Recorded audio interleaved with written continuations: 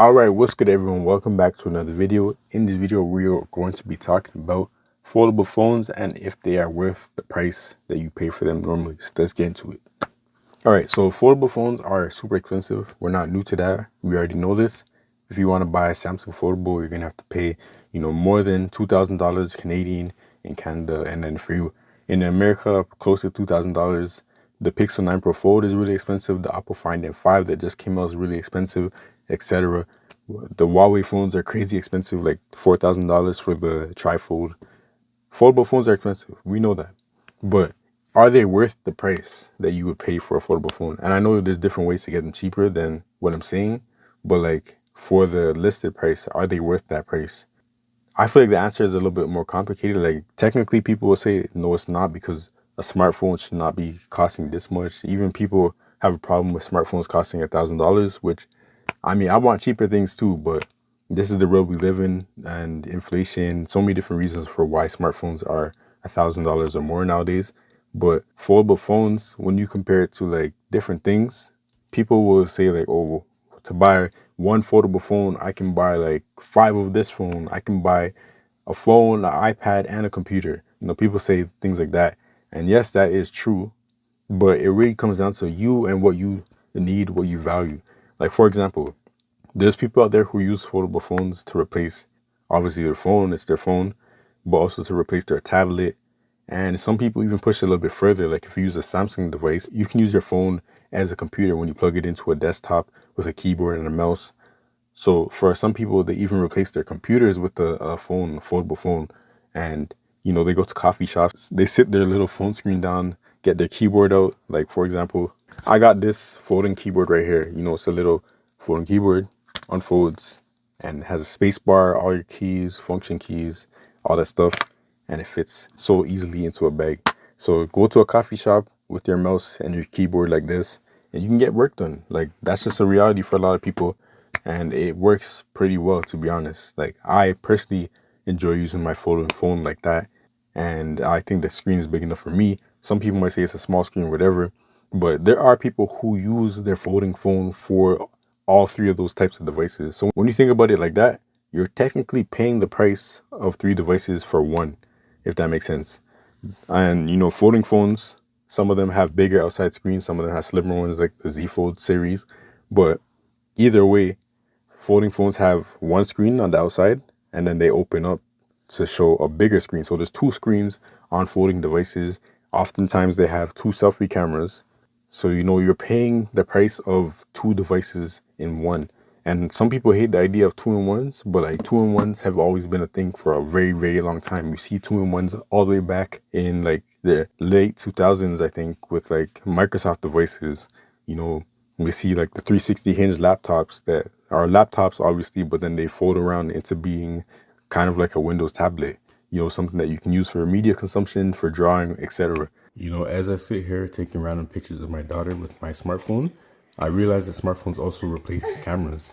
Back in the day, it was very common for people to just walk around with cameras or have cameras. Like my mom used to have a bunch of disposable cameras even. But nowadays, you don't need those things. Smartphones literally are your cameras on top of everything else they do. So that is another thing that smartphones have completely replaced. I know I talked about them replacing cameras in different ways, but just your average everyday camera, point and shoot, smartphones have become that. Like, it's not even a thought to go and buy a camera nowadays. 2-in-1 devices have existed for a long time, and I think foldable phones have become the new 2-in-1s. Like, really. Foldable phones have become, your phone, but also your tablet. They're trying to take over that kind of market and replace those things, but maybe not even necessarily replace.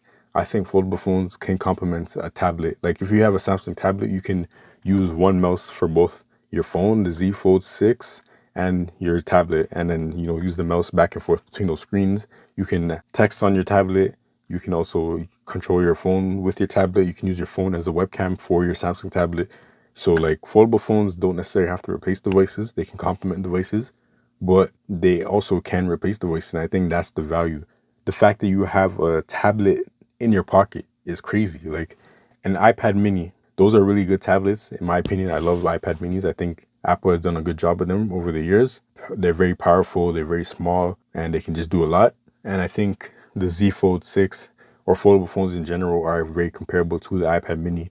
And, you know, maybe a couple of years ago, they definitely were not good enough. They can still do a lot of the things I mentioned earlier, but like in terms of power and efficiency, battery life, they weren't that good. But now I think where foldable phones are at and heading, I think they can comfortably replace an iPad mini, comfortably replace a tablet even. Like, you know, you have other foldable phones coming out, like the Honor phones, the Oppo phones, the Chinese foldable phones.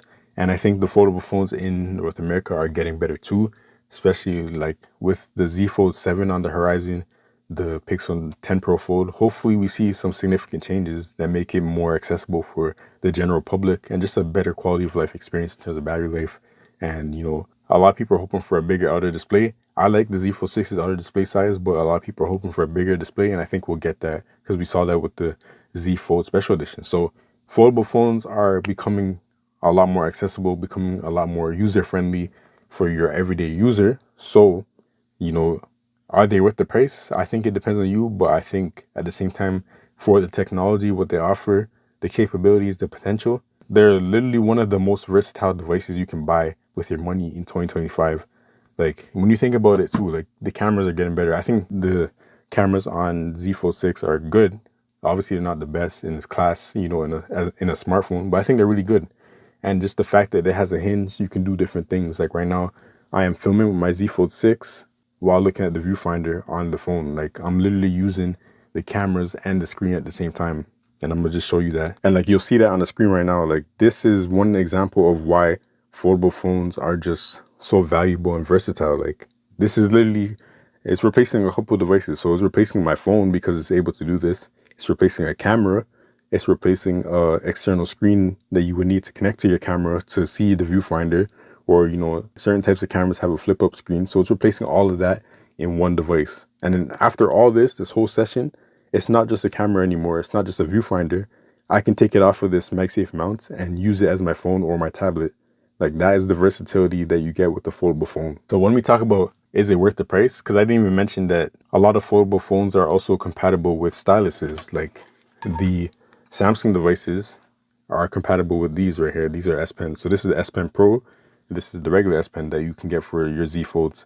The S Pen Pro has Bluetooth capabilities, so you can use it for air gestures. So if I press the button and move the pen in the air a certain way, I can activate different things on my phone, like navigate the phone.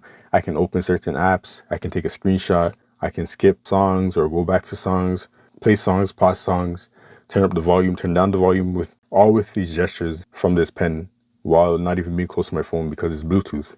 And then this has a built-in battery, and then it also has built-in storage. So I can copy something on my phone and paste it on my tablet or my Samsung computer just by using the pen. So stuff like that is really, really, really, really cool. Just the fact that it has a good stylus. Like this stylus, people, you know, they look at it as just like a cheap phone stylus, but these S Pens are actually pretty comparable to the Apple Pencil. Like in terms of the latency, the smoothness, the ability to draw straight lines, the pressure sensitivity, tilt sensitivity, like S Pens have been really good for years. You know, very comparable to the Apple Pencils in that way. And then even on top of that, low-key, the S Pens have more features because, like I said, there's the Bluetooth capabilities with the S Pen Pro, but just like in general, there's so much more customization, so many more features with the S Pens compared to the Apple Pencil. So all the things I mentioned, it's a tablet, it's a phone, it's a camera. You know, you can use the hinge in so many different ways, like propping it up to take pictures or videos, to get different shots that you normally wouldn't get with a regular phone. You know, film selfie video or take a selfie with your main camera while seeing it on the external screen, using it as a computer, all those things. It is also a drawing tablet. You can draw on it, you can take notes, you can literally do schoolwork, homework, whatever you need to do with a stylus, edit photos, edit videos. You just use it as an input device for more precision because, you know, people got chunky fingers out there, so it's kind of hard to press small things on the screen. You can use the S Pen for that. So on top of everything I said, you still have these. So there's still more value for a lot of these foldable phones, and it's just gonna keep getting better. So is it worth the price? Maybe you're not convinced from me talking, but you know, I think it's worth the price. Like for all the things you can do with a foldable device, super, super tough. And it replaces multiple devices for me. Like I haven't had and kept a tablet in years. You know, I've had iPad Pros, iPad Minis over the past like 2 or 3 years, just for video editing purposes. But like actually using a tablet for media, for playing games, for life, browsing the internet. Because like at one point I switched from laptops to tablets for like just my workflow and like everyday life, using a tablet as my computer. But then eventually I switched to foldable phones. Since the Z Fold 2, I haven't looked back. Foldable phones are just there, and they continue to get better. So yeah, man, that's just me though. Let me know your thoughts in the comments below. Maybe I'm beaking, maybe I'm just foaming and talking a bunch of nonsense, you know. Maybe I'm just making excuses for these companies to sell super expensive overpriced devices. What, I don't know, but let me know your thoughts in the comments below. And yeah, until the next video, we are out. Peace.